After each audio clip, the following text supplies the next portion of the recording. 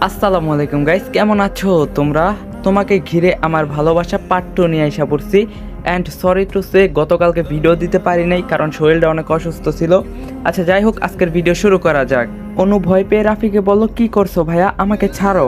তখন রাফি অনুকে বলল, আমি খারাপ এটা কেন বললি? অনু কিছুক্ষণ চুপ থেকে বলল, আমি জানি না। রাফি অনুকে জড়িয়ে ধরে শুয়ে আছে। রাফির জ্বরের উচ্চতা অনুর শরীরে অনুভব হচ্ছে। অনুর খুব গরমও লাগছে, কিন্তু তাও কিছু বলছে না। হুট করে রাফি অনুকে ছেড়ে দিয়ে অন্যদিকে মুখ করে বলল, রুম থেকে চলে যা অনু।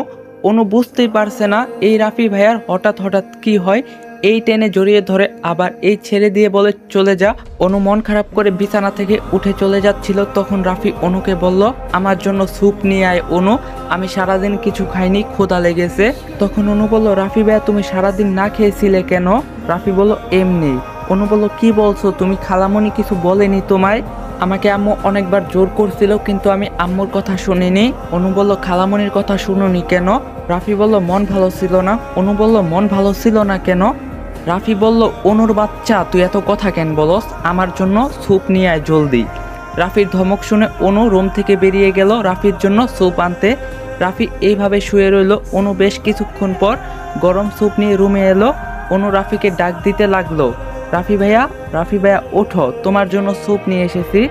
রাফি উঠে বসলো। অনুর দিকে তাকিয়ে বলল, তুই নিজে স্যুপ বানিয়েছিস? তখন অনু রাফিকে বলল, আমি কি স্যুপ বানাতে পারি নাকি? আমি তো ঠিক মতো রান্নাই করতে পারি না।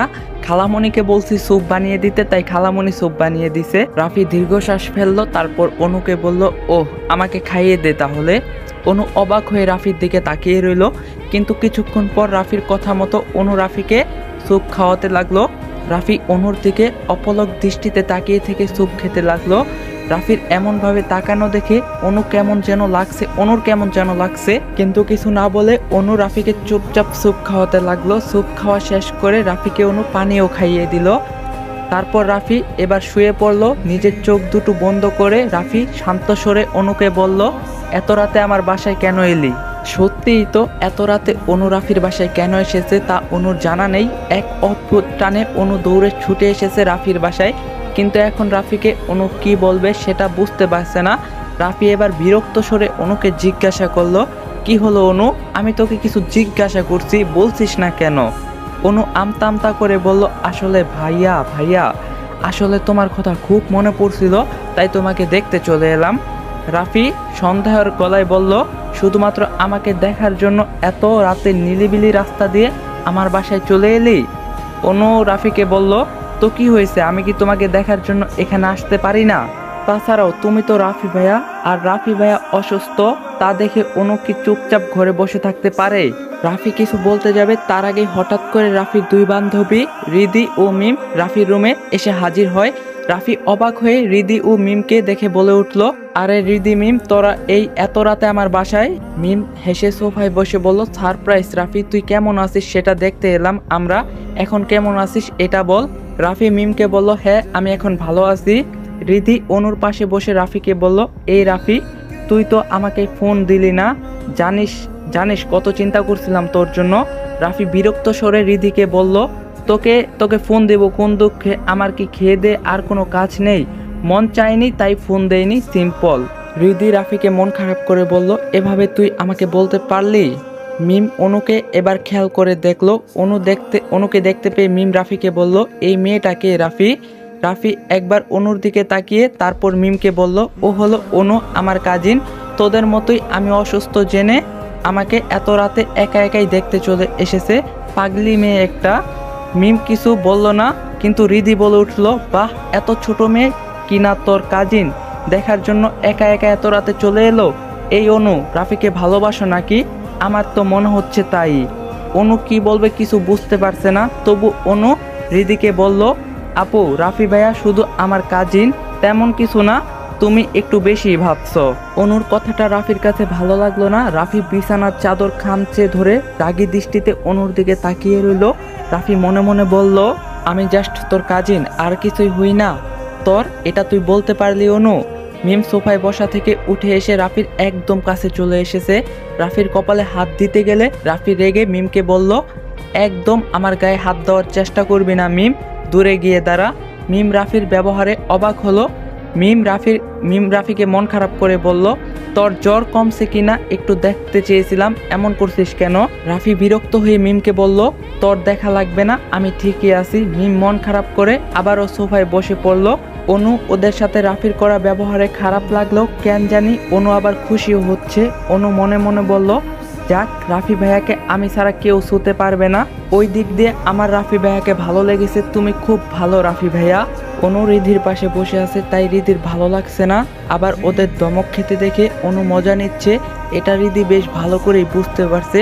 তাই রিধি অনুকে বলল, অনু তুমি এখন এই রুম থেকে চলে যাও, আমরা রাফির সাথে একটু কথা বলবো। মিমও রিধির সাথে বলল, হ্যাঁ অনু তুমি এখন চলে যাও। রিধি ও মিমের কথা শুনে অনু মন খারাপ হয়ে গেল। রাফি অনুর দিকে তাকিয়ে আছে, তখন রিধি ও মিমের দিকে তাকিয়ে অনু মন খারাপ করে বলল, আমাকে কেন চলে যেতে হবে, আমি এখানে বসি। তখন মিম অনুকে বলল, তুমি এখানে থেকে আর কি করবা অনু, আমরা বন্ধুরা কথা বলবো, তুমি ছোট মানুষ, তাই তো বললাম রুমে চলে যেতে। রাফির মেজাজ গরম হয়ে গেল। রাফি রেগে মিম ও রিধির দিকে তাকিয়ে বলল, অনু রুম থেকে কোথাও যাবে না, গেলে তোরা যাবি, বের হয়ে যা আমার রুম থেকে। আহারে আহারে কি ভালোবাসা রে, এরকম ভালোবাসা জীবনে থাকলে আর কি লাগে। রাফির এইরকম ব্যবহারে রিধি ও মিম রেগে গেল। রিধি ও মিম রেগে গিয়ে বলল, রাফি তুই কিন্তু এবার আমাদের অপমান করছিস, আমরা তোর বন্ধু হই, তুই কি ভুলে যাচ্ছিস? মিম রাফিকে বলল, অনুর জন্য তুই আমাদের চলে যেতে বলতে পারলি, রাফি এমন করছিস কেন তুই? রাফি রাগান্বিত দৃষ্টিতে শক্ত গলায় রেগে বলল, তোরা দুইজন আমার রুম থেকে এই মুহূর্তেই বেরিয়ে যাবি, তোদের সাহস কি করে হয় অনুকে রুম থেকে বেরিয়ে যেতে বলার? এখনই রুম থেকে বেরিয়ে যা তোরা। রিধি ও মিম কান্না করে দিবে এমন অবস্থা, তারা আর এক মুহূর্ত রাফির রুমে না দাঁড়িয়ে চলে গেল। অনু মন খারাপ করে রাফিকে বলল, আপুরা খুব কষ্ট পেয়েছে, রাফি ভাইয়া তুমি ওদের এত না বকলেও পারতে। রাফি রাগী দৃষ্টিতে তাকিয়ে অনুকে রেগে বলল, ওদের জন্য তোর এত দরদ না দেখালে হবে অনু, ওরা তোকে অপমান করছিল। তখন অনু রাফিকে বলল, কই আমাকে অপমান করছিল, আমি তো বুঝতে পারছি না কি করে অপমান করলো। রাফি রাগী ভাব নিয়ে বলল, বড্ড বেশি কথা বলিস তুই অনু, আমাকে কি তোর আজকাল ভয় লাগে না? ভয় কি সব গিলে খেয়ে ফেললি, নাকি তুই আমার ঠোঁটে চুমু দেওয়ার পর তোর এই অবস্থা হয়েছে, কোনটা? রাফির কথা শুনে অনু লজ্জা পেয়ে গেল। রাফি ভাইয়া কি সব বলছে, অনু যে লজ্জা পাচ্ছে, রাফি কি সেটা বুঝতে পারছে না, নাকি লজ্জায় ফেলার জন্য ইচ্ছা করে এসব বলছে, অনু বুঝতে পারছে না। অনু তাড়াতাড়ি রাফিকে বলল, রাফি ভাইয়া তুমি কি সব বলছো, আমি এখন বাসায় চলে যাচ্ছি। অনু বিছানা থেকে উঠে দাঁড়িয়ে চলে যাচ্ছিল, ঠিক তখনই রাফি অনুর হাত চেপে ধরলো, একা একা আমি তোকে কোথাও যেতে দিব না, তোকে আমি বাসায় পৌঁছে দিব। অনু রাফির চোখের দিকে তাকিয়ে বলল, আমি একা একা যেতে পারবো রাফি ভাইয়া, তোমার শরীরে জ্বর, তারপর আবার ঠান্ডা বাঁধিয়ে ফেলছো, তোমার কষ্ট করে যেতে হবে না। রাফি এবার দাঁতে দাঁত চেপে বলল, এখন কিন্তু তুই আমার হাতে মাইর খাবি অনু, মুখে মুখে বেশি তর্ক করা ভালো লাগে না আমার। অনু মন খারাপ করে রাফির দিকে তাকালো। রাফি অনুকে নিয়ে ড্রয়িং রুমে পৌঁছালো। রাফির বাবা আনোয়ার হোসেন সোফায় বসে টিভি দেখছিল, সাথে রাফির মাও বসে আছে।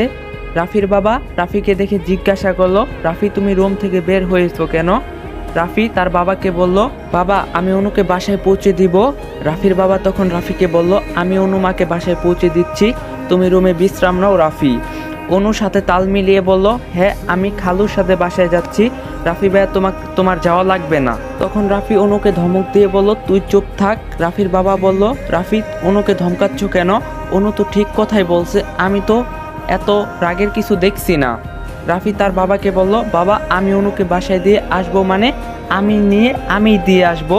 রাত 11টা বাজে, রাস্তাঘাট বেশি ভালো না, তোমাকে যেতে হবে না, রাস্তায় গুন্ডার অভাব নেই, বিপদ হতে পারে। রাফির বাবা ছেলের সাথে কথায় পেরে উঠবে না, তাই তিনি বললেন, আচ্ছা ঠিক আছে যাও। রাফির মা অনুকে বলল, আবার আইসো অনু। অনু হেসে রাফির মাকে বলল, আচ্ছা খালামুনি। রাফি বিরক্ত হয়ে অনুকে বলল, হয়েছে নাটক করা, এই অনু এবার চল। অনু মন খারাপ করে রাফির সাথে বাসা থেকে বের হলো। হাঁটার মাঝখানে রাফি অনুর হাত শক্ত করে চেপে ধরলো। অনু প্রথমে ভয়ে কেঁপে উঠল। রাফি হাত ধরছে দেখে আর কিছু বলল না। রাফি অনুর হাত ধরে রেখেছে দেখে অনুর কেন যেন খুব ভালো লাগছে। অদ্ভুত অনুভূতি মনের মধ্যে কাজ করছে। অনু একবার রাফির দিকে তাকালো, রাগি রাগি দৃষ্টি নিয়ে অনুকে সাথে করে সামনে হেঁটে চলে যাচ্ছে রাফি। অনু মুচকি হাসলো। রাফি অনুর দিকে তাকিয়ে দেখলো অনু হাসছে। রাফি চোখ পাকিয়ে অনুকে বলল, ভেটকি মাছের মতো এত ভেটকাচ্ছিস কেন অনু? রাফির কথা শুনে অনুর হাসি উড়ে গেল। অনু রাফির হাত থেকে নিজের হাত ছাড়ানোর চেষ্টা করলো, কিন্তু রাফি অনুর হাত শক্ত করে চেপে ধরলো আর বলল, হাত ছাড়ানোর চেষ্টা করলে তোর হাত আমি ভেঙে ফেলবো অনু। রাফির ধমক খেয়ে অনু চুপ করে রইল। রাফির হাতের মধ্যে আবদ্ধ করা অনুর নিজের হাতটি অনু আর ছাড়ানোর চেষ্টা করলো না। এভাবে হাঁটতে লাগলো দুজন। সামনে নিরিবিলি রাস্তা, এই রাস্তায় রাতের বেলা মাঝে মাঝে গুন্ডারা বসে থাকে। আজকেও কিছু গুন্ডা আড্ডা দিচ্ছিল। অনু গুন্ডাগুলোকে দেখে রাফির হাত আরো শক্ত করে চেপে ধরলো। রাফি বুঝতে পারছে অনু ভয় পাচ্ছে, তাই অনুকে রাফি শান্ত স্বরে বলল, ভয় পাস না অনু, আমি তোর সাথে আছি। অনু আস্তে করে বলল, গুন্ডাগুলো তো ওই সময় ছিল না, এখন কোথা থেকে আসলো রাফি ভাইয়া, আমি তো বুঝতে পারছি না। রাফি অনুর কথায় বিরক্ত হয়ে বলল, গুন্ডাগুলো ডানা আছে বুঝলি অনু, তাই গুন্ডাগুলো ডানা মেলে উড়ে এসেছে তোকে আপ্যায়ন করার জন্য, কারণ তুই ওদের গেস্ট। অনু ভয় পাওয়ার দৃষ্টিতে রাফির দিকে তাকিয়ে বলল, এসব তুমি কি বলছো রাফি ভাইয়া? রাফি একটু মুচকে হেসে অনুকে বলল, ঠিকই তো বললাম। রাফির কথা অনুর ভালো লাগলো না। অনু খেয়াল করে দেখলো গুন্ডাগুলো অনুর দিকে কেমন লোভী দৃষ্টিতে তাকিয়ে আছে। অনুর দিকে গুন্ডাগুলো বাজে নজর দিচ্ছে। অনু রাফির হাত চেপে ধরে নিজের চোখ বন্ধ করে চুপচাপ হেঁটে চলল। নিরিবিলি গলির রাস্তা পার হওয়ার পর অনুর মনটা হালকা হলো। যাক, গুন্ডাগুলো অনুর সাথে রাফিকে দেখে ঝামেলা করেনি। আকাশে বেশ মেঘ জমছে। অনেকক্ষণ ধরে অনু লক্ষ্য করে দেখছে যে কোনো মুহূর্তে বৃষ্টি নামবে মনে হচ্ছে। রাফি ভাইয়ের তো জ্বর, এই এত রাতে আবার রাফি ভাইয়া বৃষ্টিতে ভিজলে কি হবে? অনু রাফিকে বলল, রাফি ভাইয়া আকাশের দিকে তাকিয়ে দেখো, মেঘ জমছে, যে কোনো সময় বৃষ্টি নামবে। রাফি গম্ভীর সুরে অনুকে বলল। রাফি বলল, তো কি হয়েছে? অনু মন খারাপ করে রাফিকে বলল, তোমার এমনিতেই জ্বর, এখন বৃষ্টি নামলে কি হবে বুঝতে পারছো? তোমার অবস্থা আরো খারাপ হয়ে যাবে। আমি চাই না তুমি আবারও অসুস্থ হও। রাফি রাগী দৃষ্টিতে অনুর দিকে তাকিয়ে বলল, দেখ অনু, যেহেতু আমার এমনিতে জ্বর আছে, তাই বৃষ্টিতে ভিজলে এখন আমার কিছুই হবে না। তুই এবার অতিরিক্ত বকবক করা বন্ধ কর। অনু বিরক্ত হয়ে রাফিকে বলল, দরকার কি ছিল হেঁটে যাওয়ার? গাড়িতে বসে বাসায় গেলেই তো হতো। তোমার এত গাড়িগুলো কোনো কাজেরই না রাফি ভাইয়া। এখন এই রাতে আমাদের বৃষ্টিতে ভিজতে হবে, ভালো লাগে না একদম। রাফি রেগে গিয়ে অনুকে বলল, বেশি কথা বলিস তুই, গাড়িতে চড়ার বেশি শখ হয়েছে? আমি ইচ্ছা করেই তোকে আমার গাড়িতে উঠাইনি হেঁটে বাসায় যাবি বলে। হাঁটাহাঁটি করা শরীরের জন্য ভালো। অনু মুখ গুমট করে অন্যদিকে তাকিয়ে বলল, ইচ্ছা করে গাড়ি আনো নি ভালো কথা, কিন্তু আমার জন্য হাঁটা ভালো হলেও তোমার জন্য এখন হাঁটাহাঁটি করা খুব ক্ষতিকর হবে রাফি ভাইয়া। তুমি আবারও কঠিন জ্বর ঠান্ডা বাদিয়ে বসবে। রাফি অনুকে গম্ভীর স্বরে বলল, তাতে আমার কিছু যায় আসে না অনু, যদি জ্বর ঠান্ডা আরও হয় তবে হোক। রাফির কথায় অনু মন খারাপ করে হাঁটতে লাগলো। ইচ্ছা করে গাড়ি আনো নি ভালো কথা, কিন্তু আমার জন্য হাঁটা ভালো হলেও তোমার জন্য এখন হাঁটাহাঁটি করা খুব ক্ষতিকর হবে রাফি ভাইয়া। তুমি আবারও কঠিন জ্বর ঠান্ডা বাদিয়ে বসবে। রাফি অনুকে গম্ভীর স্বরে বলল, তাতে আমার কিছু যায় আসে না অনু, যদি জ্বর ঠান্ডা আরও হয় তবে হোক। রাফির কথায় অনু মন খারাপ করে হাঁটতে লাগলো। অনু মনে মনে বলল, বুঝছি রাফি ভাই আমার কথা শুনবে না। অনু বুঝতে পেরেছে। এরই মাঝে প্রচুর বাতাস বইতে লাগলো।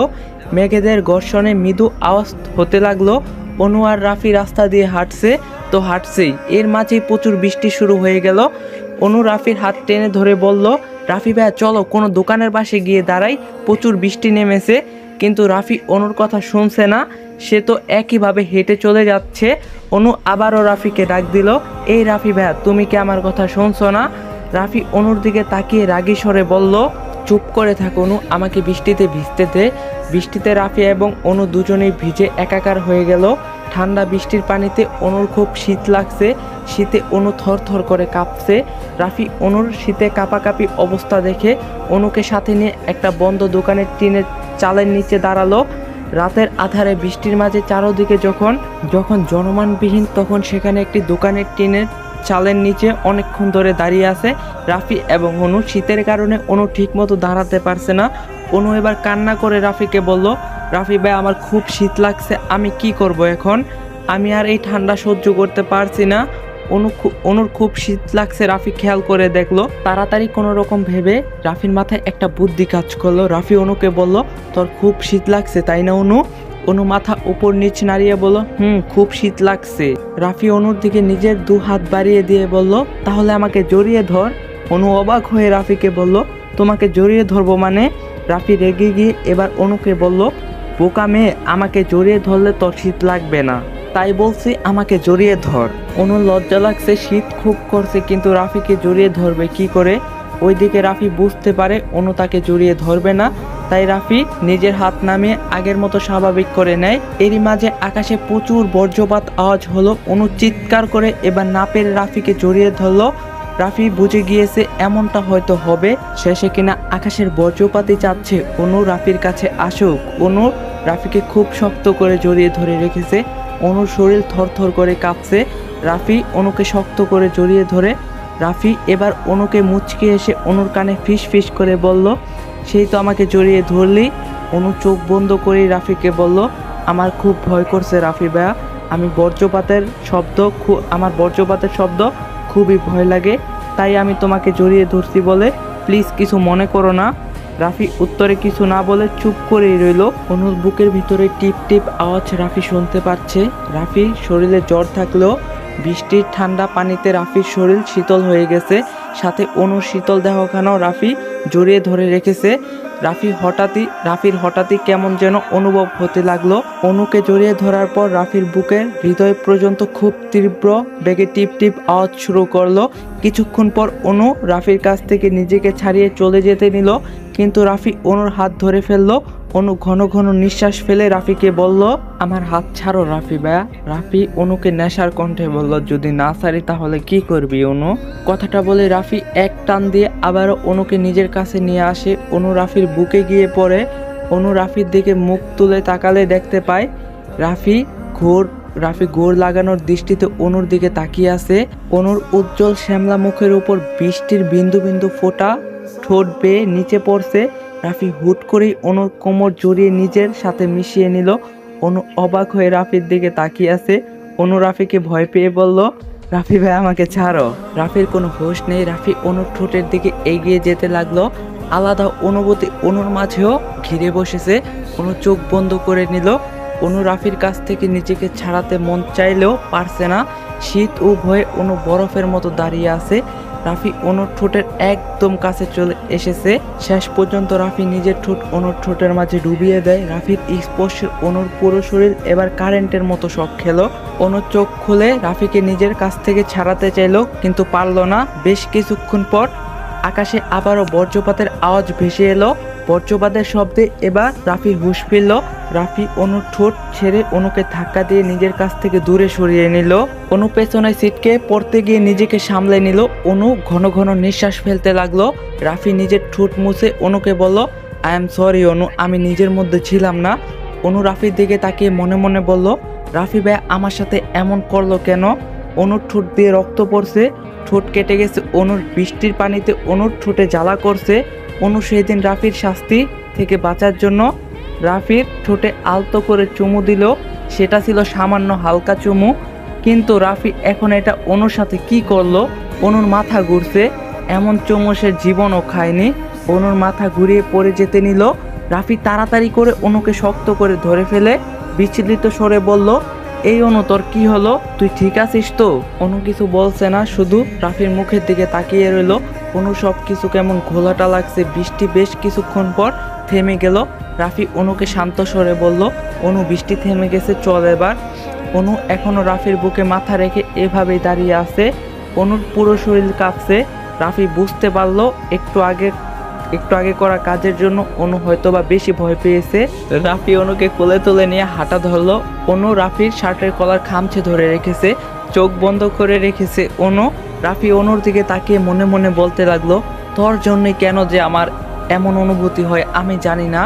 রিধি, মিম আরও অনেক মেয়ে তো আমার বান্ধবী, কই ওদের জন্য তো আমার এমন অনুভূতি কাজ করে না, তাহলে তোর বেলাতেই কেন? আমি এই অনুভূতি চাইলেও শেষ করতে পারছি না। তুই আমাকে পাগল করে ছেড়ে কি শান্তি পাবি নাকি অনু? রাফি মনে মনে এগুলো বলতে বলতে রাফি অনুকে নিয়ে অনুর বাসার কলিং বেলে চাপলো। অনুর বাবা আরমান রহমান দরজা খুললেন। অনুকে চোখ বন্ধ অবস্থায় রাফির কোলে দেখে আরমান রহমান রাফিকে চিন্তিত ও অবাক হয়ে জিজ্ঞাসা করে, রাফি বাবা, আমার মেয়ের কি হয়েছে? রাফি অনুর বাবাকে শান্ত স্বরে বলল, আঙ্কেল অনু বৃষ্টিতে ভিজে এমন হয়েছে। রাফি অনুকে নিয়ে অনুর রুমে গিয়ে শুয়ে দেয়। অনুর বাবা রাফিকে বলল, রাফি বাবা আমার মেয়ে সুস্থ হয়ে যাবে তো, ওর কোনো ক্ষতি হবে না তো? রাফি অনুর বাবাকে বলল, অনুর কিছু হবে না আঙ্কেল, ঠিক হয়ে যাবে। অনুর মা আমেনা বেগম অনুর রুমে এসে অনুকে চোখ বন্ধ অবস্থায় বিছানা শুয়ে থাকতে দেখে রাফিকে বলল, বাবা রাফি অনুর কি হয়েছে? রাফি অনুর মাকে বলল, খালামণি আমি অনেকবার না করার পরেও অনু বৃষ্টিতে ভিজছে, ওর নাকি বৃষ্টিতে ভিজতে ভালো লাগে।